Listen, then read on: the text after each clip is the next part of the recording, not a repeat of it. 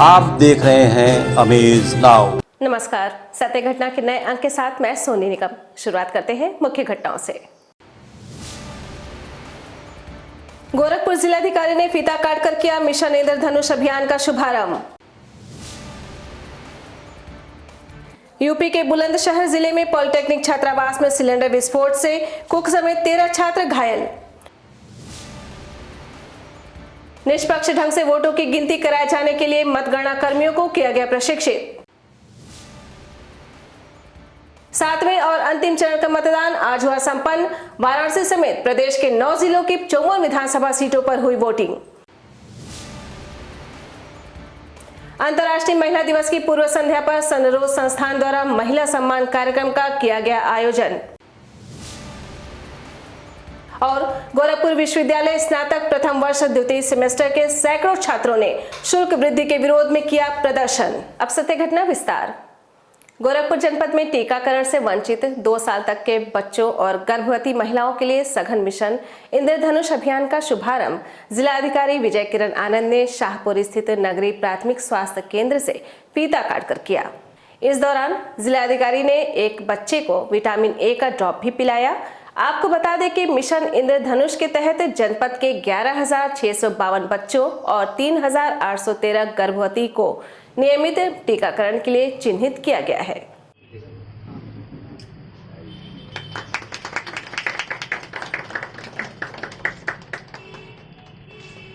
हमारा मिशन इंद्रधनुष प्रोग्राम शुरू हो रहा है जो 15 तारीख तक चलेगा। इसके तहत हम जो छूटे हुए बच्चे हैं, जो कोविड के कारण जो 2 वर्ष तक के छूटे बच्चे थे और जो गर्भवती माताएं जिनको वैक्सीनेशन नहीं हुआ था, उनको जो है पिछले महीने हम लोगों ने एक सर्वे किया था। उसके अनुसार लगभग हमारे पास 12,000 बच्चे छूटे हुए हैं और लगभग हमारे पास 2,500 महिला माताएँ हैं जो छूटी हुई हैं, जिनका जो हमें इसके लक्ष्य को अपने हासिल करने के लिए करना है। उसी के तहत जो है आज से हमारा 15 तारीख तक का ये प्रोग्राम चलेगा, जिसमें हम लोग जो है आशाएँ जो है घर घर में प्रचार करेंगी और जो बच्चे छूटे हुए जिनकी लिस्ट बनी, लाइन लिस्टिंग की गई है, उनको बुला करके उनका वैक्सीनेशन किया जाएगा।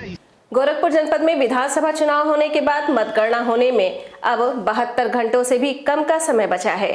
इसी क्रम में जनपद में वोटों की गिनती को निष्पक्ष ढंग से कराए जाने के लिए मतगणना कार्मिकों को निर्वाचन कंट्रोल रूम में आरओ, एआरओ को ईटीपीबीएस का प्रशिक्षण दिया गया।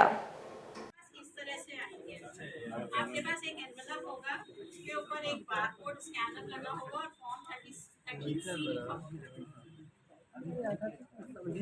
सभी आरओज और एआरओज को मतगणना प्रक्रिया के बारे में प्रशिक्षित किया जा रहा है। सबसे पहले जो पोस्टल बैलेट इलेक्ट्रॉनिक विधा से आई है, उसमें पहले आयोग के निर्देशों क्रम में स्कैनिंग होती है और उसके बाद उसकी गणना अलग टेबल्स पे प्रत्याशियों के एजेंट्स के सामने होता है, प्रेक्षकों के महोदय के सामने होता है, तो उसकी ट्रेनिंग की जा रही है। पोस्टल बैलेट्स की ट्रेनिंग, मतगणना की ट्रेनिंग हो रही है और ईवीएम काउंटिंग की भी ट्रेनिंग हो रही है। हमारे मास्टर ट्रेनर्स द्वारा क्षमता वृद्धि की जा रही है। उत्तर प्रदेश विधानसभा चुनाव के क्रम में 7वें और अंतिम चरण का मतदान चल रहा है। इसमें प्रधानमंत्री नरेंद्र मोदी के संसदीय क्षेत्र वाराणसी समेत उत्तर प्रदेश के 9 जिलों की 54 विधानसभा सीटों पर वोटिंग हुई। इस चरण में 2 करोड़ से अधिक मतदाता 613 उम्मीदवारों की किस्मत का फैसला ईवीएम में कैद हो गया। मतदान के दौरान सीएम योगी ने लोगों से अपील करते हुए कहा कि मतदाता ही बेहतर सरकार बनाने में अपना योगदान करता है, इसीलिए सभी मतदाता अपना वोट जरूर डालें। 9 जनपदों के जिन 54 विधानसभा सीटों पर आज चुनाव हो रहे हैं, मेरी सभी मतदाता भाइयों बहनों से अपील है वे अधिक से अधिक संख्या में जाकर के अपने मताधिकार का प्रयोग करें। यह न केवल उनका अधिकार है, बल्कि यह उन्हें उनके संवैधानिक कर्तव्यों के प्रति भी आग्रही बनाता है। समाजवादी पार्टी के कार्यकर्ताओं की एक आवश्यक बैठक गोरखपुर जनपद के बेतियाहाता स्थित पार्टी कार्यालय पर सकुशल संपन्न हो गई। बैठक के दौरान 10 मार्च को होने वाली मतगणना को लेकर चर्चा की गई। इस संबंध में पार्टी के जिला अध्यक्ष अवधेश यादव ने कहा कि सपा इस बार सरकार बना रही है।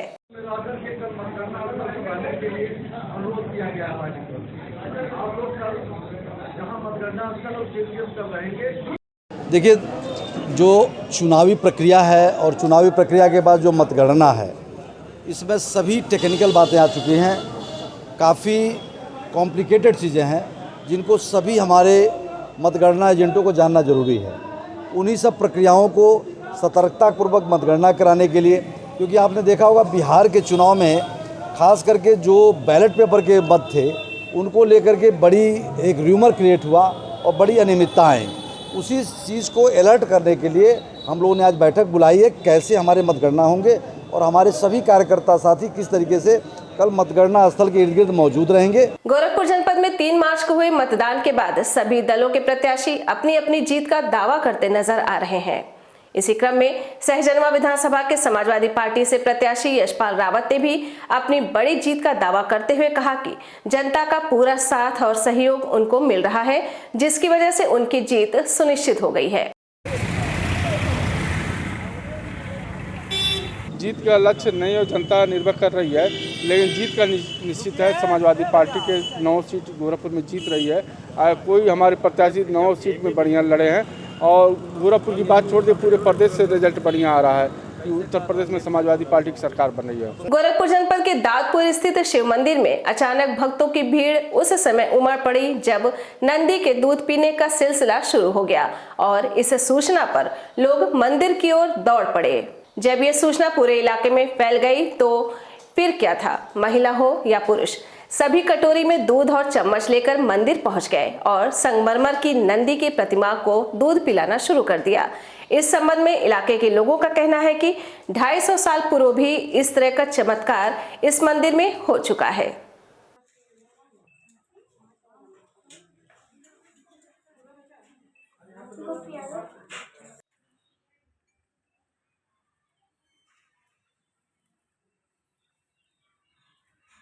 पहली बार हम लोग देखा जा रहा है, क्योंकि हम लोग इतने यहाँ पर हम लोग खेले कूदे, इतने आज से इतना बड़े हम लोग हो गए, क्योंकि मेरा मायका है, हम लोग यहीं पर रहे, पर कभी ऐसा चमत्कार हम लोग देखे नहीं जिंदगी में।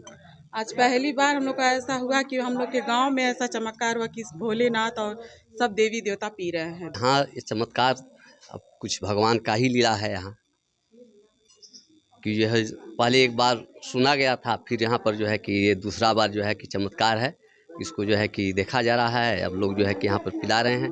भगवान का जो है कि यहाँ पर आस्था कुछ श्रद्धा है, लोग जो है कि उसे यह सुना गया कहीं कहीं, और यहाँ भी जो है कि प्रत्यक्ष में जो है यहाँ भी लोग दिखाई रहे हैं, देख रहे हैं, पिला भी रहे हैं। विश्व महिला दिवस की पूर्व संध्या पर आज सामाजिक संस्था सनरोज द्वारा महिला सम्मान कार्यक्रम का आयोजन गोरखपुर जनपद के दुर्गावाड़ी कैंपस में किया गया। कार्यक्रम में मुख्य रूप से व्यापारी कल्याण बोर्ड के प्रदेश उपाध्यक्ष पुष्पदंत जैन और पूर्व महापौर डॉक्टर सत्या पांडे मौजूद रहीं। इस मौके पर विभिन्न क्षेत्रों में उत्कृष्ट योगदान करने वाली महिलाओं को सम्मानित किया गया। इस दौरान प्रदेश उपाध्यक्ष पुष्पदंत जैन ने कहा कि महिला हर क्षेत्र में आगे आ रही है।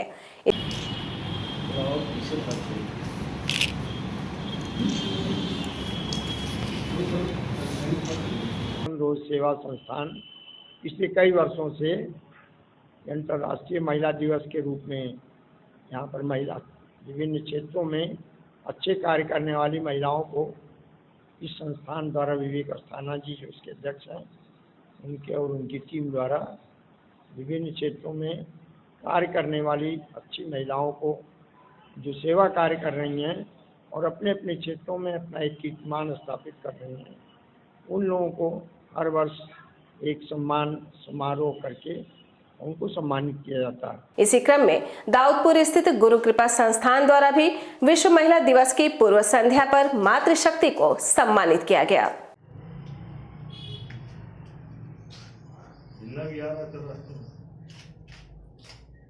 इस महकमे में अपनी सेवाएं दे रही हैं और ख़ास बात यह है कि सामान्यतः महिलाओं को घर से निकलने के लिए घूंघट में विवश किया जाता था। ऐसे परिवेश में क्या नाम है, आप कार चलाती हैं और 112 नंबर आप चलाती हैं और आपके साथ पूरे क्षेत्र में आप घूमकर काम करती हैं, तो ऐसे लोग समाज के आईना हैं और महिलाएं आपको अपना एक आदर्श एक रोल मॉडल बना सकती हैं।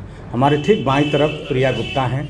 इन्होंने ये मूल रूप से म्यूजिक टीचर हैं और एक्टर हैं और आपके द्वारा सिखाए गए बच्चे आज रवि किशन जी के कार्यक्रम में, मनोज तिवारी जी के कार्यक्रम में शिरकत करते हैं। बुलंदशहर जनपद के डिबाई कोतवाली क्षेत्र स्थित राजकीय पॉलिटेक्निक के छात्रावास की रसोई में खाना बनाने के दौरान सिलेंडर फट जाने से 2 कुक सहित 13 छात्र गंभीर रूप से झुलस गए। गंभीर रूप से झुलसे छात्रों को रेस्क्यू कर अलीगढ़ हायर सेंटर के लिए रेफर कर दिया गया, जहां 2 की हालत नाजुक बताई जा रही है। इस दौरान फायर ब्रिगेड टीम ने कड़ी मशक्कत के बाद आग पर काबू पाया। इस संदर्भ में डीएम चंद्र प्रकाश सिंह ने बताया कि मामले की गंभीरता से जांच कराई जा रही है। दोषी पाए जाने पर दोषियों के खिलाफ कानूनी कार्रवाई की जाएगी।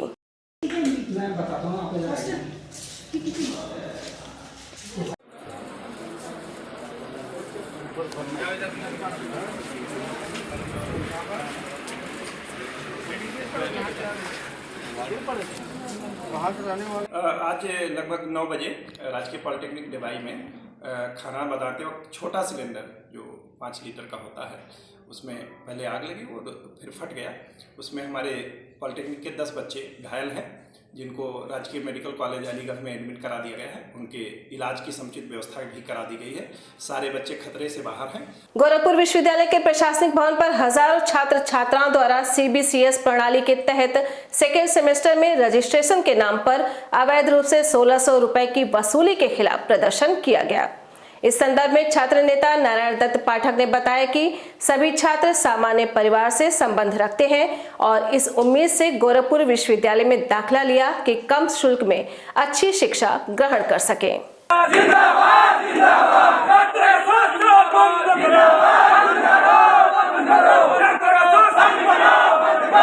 लगातार बढ़ रही विश्वविद्यालय प्रशासन की तानाशाही आज अपने चरम पर है। CBCS को लागू कर दिया गया है।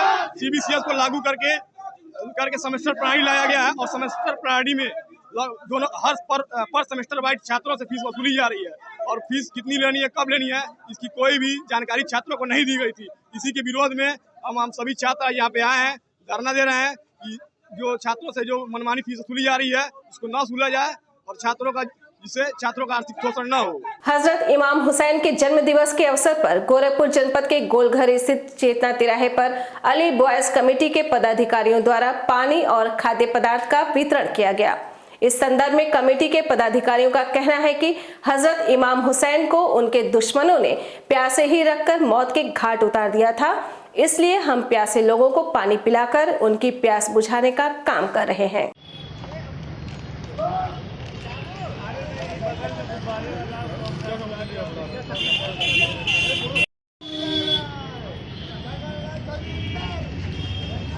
तीसरे इमाम हुसैन अलैहिस्सलाम का आज जन्मदिन है। ये इमाम हुसैन सलाम रसूल जो मुसलमानों के नबी आखिरी नबी हैं, उनके छोटे नवासे हैं। इनकी शहादत करबला में हुई थी, जो उसमें उपलक्ष्य में मुहर्रम मनाया जाता है।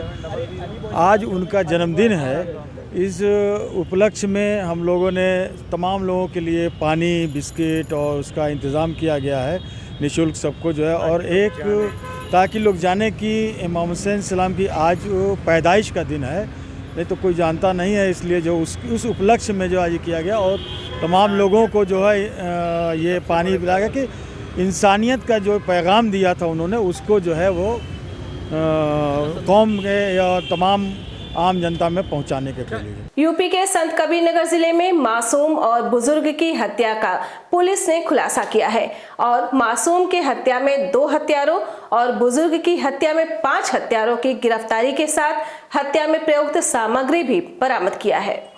आपको बता दें कि संत कबीरनगर जिले के खलीलाबाद कोतवाली क्षेत्र के मटिहना मोहल्ला निवासी 7 वर्षीय मासूम अरुण पुत्र श्याम सुंदर की हत्या करने वाले 2 हत्यारों, जिसमें रविचंद्र उर्फ मंटू पुत्र सुरेश चंद्र राव पूर्व बसपा जिलाध्यक्ष और धनेश्वर पुत्र झिंगेलाल निवासी मटिहना को गिरफ्तार किया है, जबकि दूसरी घटना बखीरा थाना क्षेत्र के बजरिया निवासी 65 वर्षीय बुजुर्ग रंगीलाल को भैंस चराने से मना करने पर परसा झखरिया निवासी जनार्दन पाल, जोगेंद्र पाल, दुर्गेश पाल, ज्ञानचंद्र निषाद और अभय गौड़ ने मिलकर लाठी डंडे से पीटकर बुजुर्ग की हत्या कर दी थी।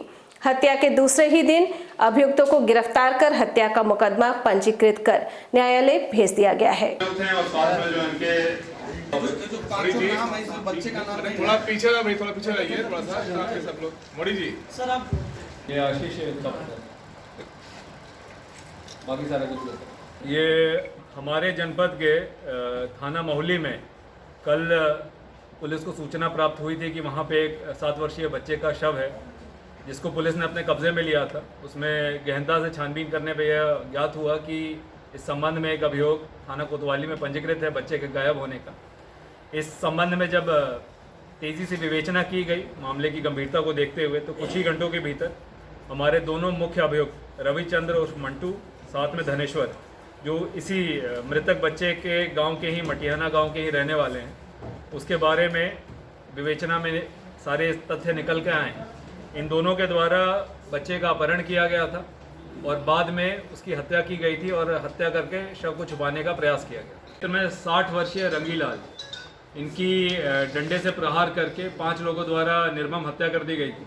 ये कल रात्रि की घटना है। इसके बाद पुलिस की टीमों द्वारा सक्रिय होकर तत्काल जो है इसमें 5 अभियुक्तों को गिरफ्तार किया गया है। जनार्दन, योगेंद्र, दुर्गेश पाल, ज्ञानचंद और अभय गौड़, इन 5 को गिरफ्तार करते हुए इनके द्वारा प्रयुक्त आला कतल जो हमारे 4 लाठी डंडे हैं वो बरामद किए गए हैं। इनको 302 का अभियोग पंजीकृत कर आज जेल भेजा जा रहा है। यूपी विधानसभा चुनाव के 7वें और अंतिम चरण का मतदान शांतिपूर्ण ढंग से संपन्न हो गया। लोकतंत्र के इस पर्व को लेकर आजमगढ़ से लेकर बनारस तक मतदाताओं में पूरे दिन जोश दिखा। आजमगढ़ जनपद में हुए मतदान के दौरान समाजवादी पार्टी के पूर्व कैबिनेट मंत्री बलराम यादव ने भी अपने मत का प्रयोग किया। इस दौरान उन्होंने सपा द्वारा 300 से अधिक सीटों पर जीत का दावा किया।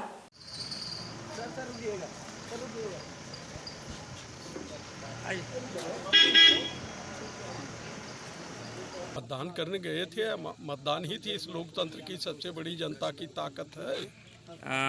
आजमगढ़ की बात किया जाए अगर तो कितनी सीटें इस बार आपकी? उत्तर प्रदेश नहीं, इस चक्र की सभी सीटें समाजवादी पार्टी जीत करके प्रबल बहुमत के साथ उत्तर प्रदेश के अखिलेश यादव मुख्यमंत्री होंगे।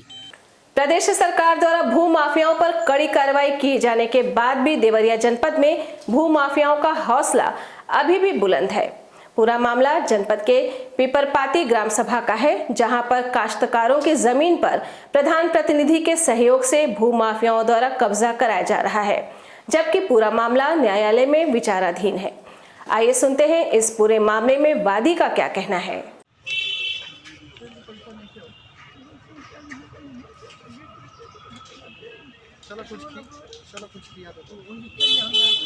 सर मामला यही है, हमारा मुकदमा कई वर्षों से चल रहा है और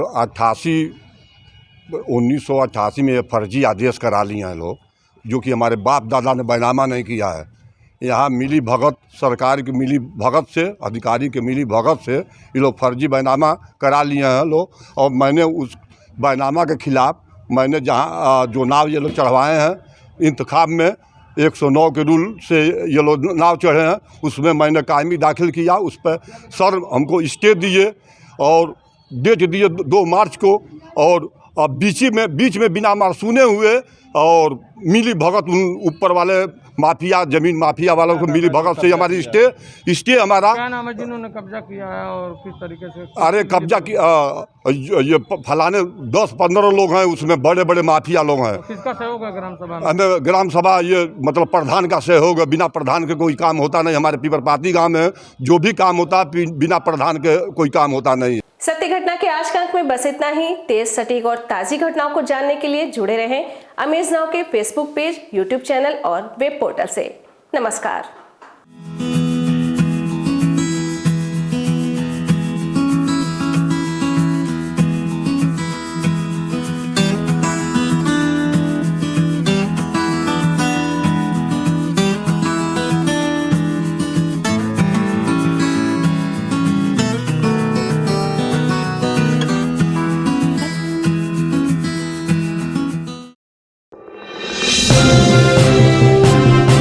आप देख रहे हैं अमेज नाउ।